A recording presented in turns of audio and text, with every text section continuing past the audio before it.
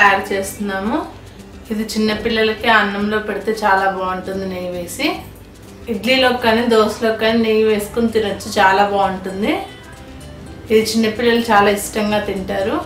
కావాల్సిన పదార్థాలు: 1 గ్లాస్ కందిపప్పు, అర గ్లాస్ శనగపప్పు, కరివేపాకు, వెల్లుల్లి, జీలకర్ర, ఎండుమిర్చి.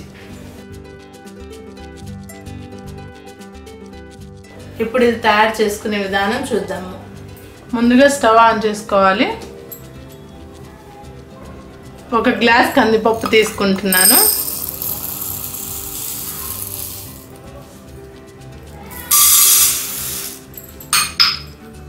దోరగా వేయించుకోవాలి. సిమ్లో పెట్టి వేయించుకోవాలి. హై మంట పెట్టకూడదు, మాడిపోతే టేస్ట్ పోతుంది.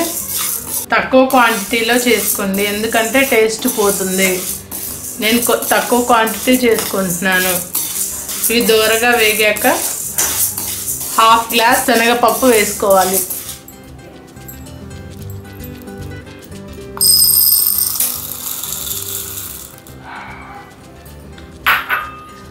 ఇప్పుడు 1/2 గ్లాస్ శనగపప్పు వేస్తున్నాను.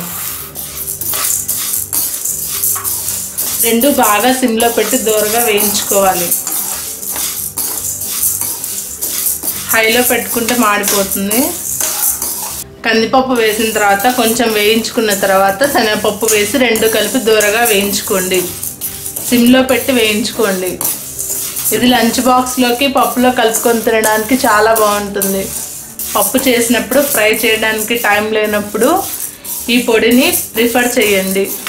ఇదిగోండి, ఇప్పుడు ఇవి దోరగా వేగిపోయి మంచి స్మెల్ వస్తుంది.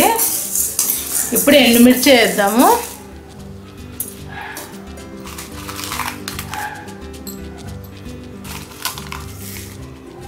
నాలుగు ఎండుమిర్చి వేస్తున్నాను. మా ఇంట్లో కారం తక్కువ తింటారు కాబట్టి 4 మిరపకాయలు వేసాను. మీరు ఎక్కువ కావాలనుకుంటే ఎక్కువ వేసుకోండి. మ్యాక్సిమం కారం తక్కువ తినడానికి ట్రై చేయండి. ఇప్పుడు జీలకర్ర వేస్తున్నాను. 1½ స్పూన్ వేస్తున్నాను. శనగపప్పు గ్యాస్ కాబట్టి కొంచెం జీలకర్ర ఎక్కువ క్వాంటిటీలో వేసుకోండి. ఇప్పుడు ఒక 5 వెల్లుల్లి వేస్తున్నాను. ఎందుకంటే ఇది రక్తం బాగా ప్యూరిఫై చేస్తుంది, మన హెల్త్కి చాలా మంచిది. డైలీ వెల్లుల్లిపాయలు తినడం అన్నది ఆరోగ్యానికి చాలా మంచిది. మనం చేసే ప్రతి రెసిపీలో వెల్లుల్లి వేయడం మన హెల్త్కి చాలా మంచిది. ఇప్పుడు కరివేపాకు వేస్తున్నాను. ఇది ఆరోగ్యానికి చాలా మంచిది. పిల్లలు ఉప్మాలో ఎందులో వేసినా కరివేపాకు తీసి పడేస్తారు. ఇలా పొల్లల్లో వేసి పొడి చేసేస్తే వాళ్ళకి కనిపించదు, తినేస్తారు. హెల్త్కి చాలా మంచిది.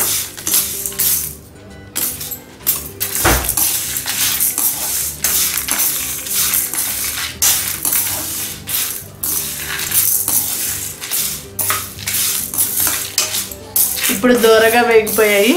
వీటిని మిక్సీ చేసుకుందాము. ఇప్పుడు ఇవి చల్లారాయి. ఇప్పుడు ఇందులో ఉప్పు వేస్తున్నాను. ఇప్పుడు ఇవి మిక్సీలో మెత్తగా గ్రైండ్ చేసుకోవాలి. బరకగా గ్రైండ్ చేసుకోవద్దు. షాపులలో దొరికే కారపొళ్ళని వాడకండి, ఎందుకంటే అవి నిల్వ పెట్టి అమ్ముతారు. హెల్త్కి మంచిది కాదు. ఇంట్లో ఫ్రెష్గా ఇలా కొంచెం క్వాంటిటీతో చేసుకొని తినండి. ఇప్పుడు వీటిని మెత్తగా మిక్సీ పట్టుకుందాము.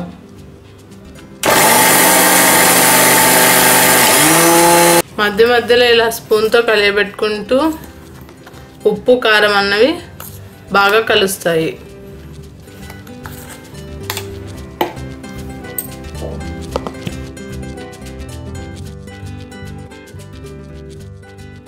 చూసారు, ఇలా బాగా మెత్తగా మిక్సీకి పట్టుకోండి.